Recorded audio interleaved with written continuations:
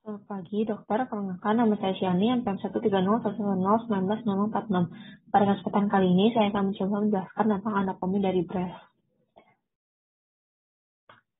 Untuk lokasinya, breast ini merupakan struktur yang paling menonjol di bagian superficial dari anterior thoracic wall. Jadi, lokasinya itu ada di anterior thoracic wall, di mana secara horizontal ini melintang dari lateral border dari sternum sampai ke mid axillary line. Sementara secara vertikal ini melintang dari ribs kedua sampai rib ke-6. Dan breast ini itu berada pada bed of the breast, di mana bed of the breast ini dibentuk 2/3-nya itu dari fascia yang memungkus pectoralis major, sementara 1/3-nya itu dari fascia yang mengcover serratus anterior. Lalu untuk batas-batasnya sendiri, pada bagian superiornya dibatasi oleh rib kedua, sementara bagian inferiornya dibatasi oleh ribs ke-6. Dan untuk bagian medialnya ini terdapat lateral border dari sternum, dan untuk bagian lateralnya ini mid axillary line. Dan untuk struktur-strukturnya yang ada, itu yang pertama ada suspensory ligament, di mana ini merupakan ligamen yang menopang dari breast, di mana ligamen ini lebih banyak pada bagian superior dari breast. Lalu di antara suspensory ligament juga terdapat fat lobule, di mana fat lobule ini merupakan struktur yang banyak membentuk breast. Jadi breast ini paling banyak mengandung fat lobule. Lalu ada areola, itu daerah sekitar nipple, di mana nipple ini merupakan jalur keluarnya dari lactiferous duct. Nah, lactiferous duct ini merupakan saluran yang dilewati oleh ASI, dan lactiferous duct ini menghubungkan lobul dari mammary gland sampai ke nipple, sampai nanti asinya dapat diminum oleh bayi. Dan lactiferous duct ini dapat berdilatasi membentuk lactiferous sinus, di mana fungsi dari lactiferous sinus ini itu untuk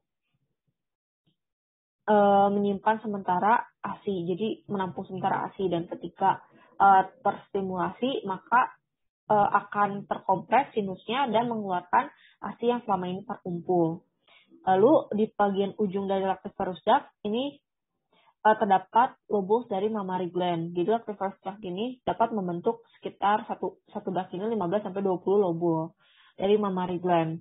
Dan jika diperbesar dalam lobulnya ini terdapat alveoli, dan jika diperbesar kembali terdapat myoepithelial cell, di mana myoepithelial cell ini dapat berkontraksi dan menyebabkan terjadinya ejeksi dari ASI.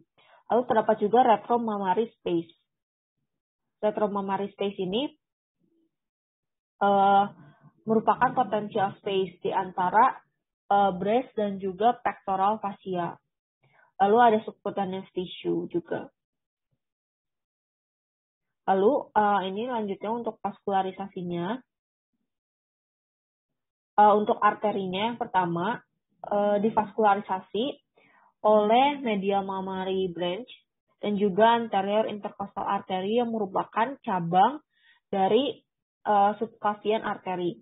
Lalu juga bagian lateralnya ini divaskularisasi oleh lateral thoracic artery dan juga thoracoacromial yang merupakan cabang dari axillary artery.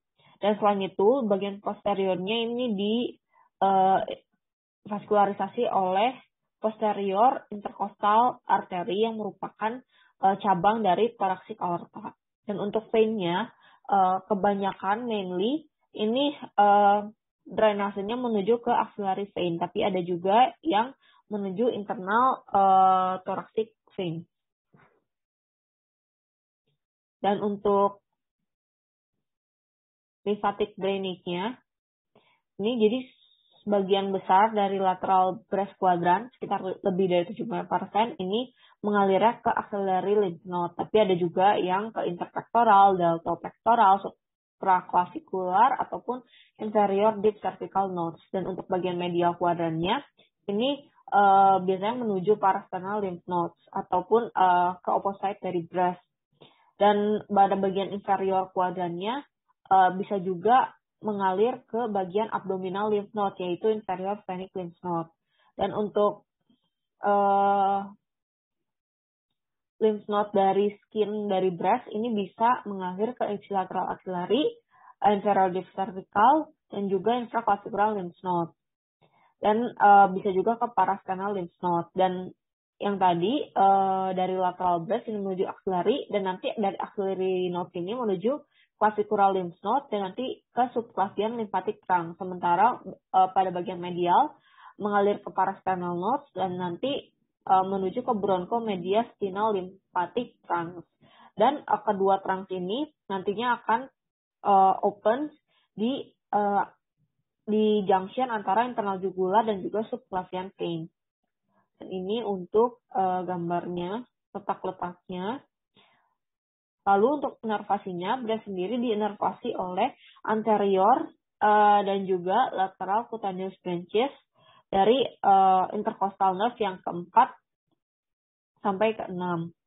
Jadi ini lateral dan juga anterior cutaneous, di mana saraf-saraf ini nantinya akan melewati pectoral fascia yang mengcover pectoralis major, dan nanti akan mencapai subcutaneous tissue dan juga kulit pada breast. Dan nerve ini fungsinya untuk membawa sensori dari skin dari breast dan juga membawa sympathetic fiber untuk pembuluh darah yang ada di breast dan juga otot-otot halus yang ada di breast, yaitu di nipple-nya. Dan untuk kuadrannya, jadi breast ini dibagi menjadi 4 kuadran. Terbagi menjadi antara jam 12 sampai jam 3 ini disebut superomedial, di antara jam 3 sampai jam 6 ini inferomedial, dan untuk di antara jam 6 sampai 9 ini inferolateral, dan dari jam 9 sampai jam 12 ini merupakan superolateral. Ini untuk breast yang sebelah kanan. Oke, sekian dari saya. Maaf bila ada kekurangan ataupun kesalahan. Terima kasih.